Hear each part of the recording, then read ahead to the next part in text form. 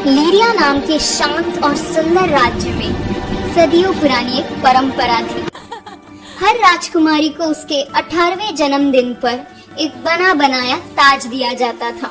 एक ऐसा ताज जिसमें जादू, आराम और तुरंत मिलने वाली शक्ति भरी होती थी। बस एक स्पर्श और वे तूफानों को नियंत्रित कर सकती थी, धरती को ठीक कर सकती थी और बिना किसी संघर्ष के शासन कर सकती थी। लेकिन इस साल कुछ ऐसा हुआ जिसे इतिहास हमेशा याद रखेगा। हजारों लोगों की नजरें राजमहल के भव्य हॉल में टिकी थी। राजकुमारी एलिरा आगे बढ़ी। उच्च मंत्री ने चमकते हुए ताज को उठाया, लेकिन उसने कहा, मुझे ऐसा ताज नहीं चाहिए जो मुझे ऐसे ही दिया जाए। मुझे वो ताज चाहिए जो मैं अपनी मेहनत से बनाऊं। पूरे हॉल में सन्नाटा छा गया। कुछ ने उसे मूर्ख कहा, कुछ उसकी हिम्मत के कायल हो गए, लेकिन एलिरा की आंखें नहीं डली। वह दृढ़ थी। उस रात एलिरा ने महल छोड़ दिया। उसने गांव वालों के बीच रहना शुरू किया।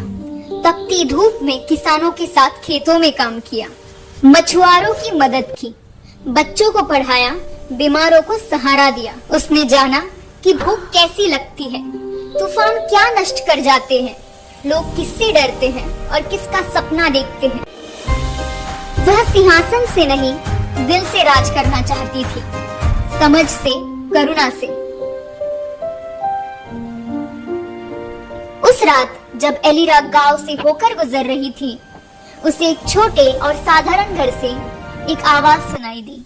तूफान के बाद एक भारी पेड़ गिर गया था और उसके नीचे एक बूढ़ी औरत फंसी हुई थी। एलिरा ने एक पल भी सोचे बिना दौड़ लगाई।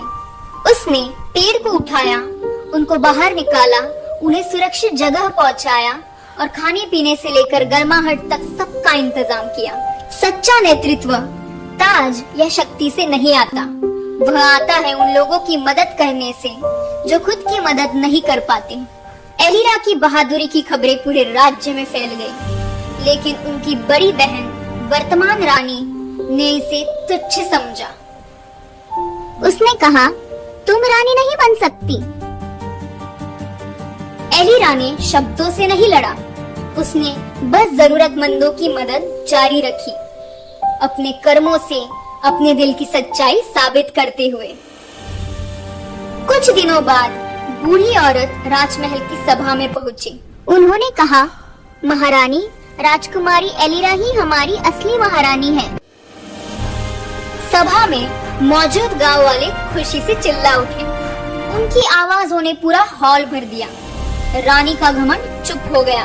सच्चा नेतृत्व दावा नहीं करता, उसे जनता पहचानती है और कई बार यह पहचान उन दिलों से आती है जिनकी आप सेवा करते हैं।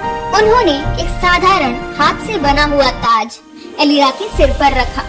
एक ऐसा ताज जो परंपरा ने नहीं, उसके कर्मों ने बनाया था। दी हुई शक्ति कुछ पल चमकती है, पर अर्जित की हुई शक्ति सारी उम्र रोशनी बिखेरती है। राजकुमारी एलिरा एक दंत कथा बन गई, इसलिए नहीं कि उसने ताज पहना, बल्कि इसलिए कि उसने उसको अपनी सच्चाई और साहस से कमाया।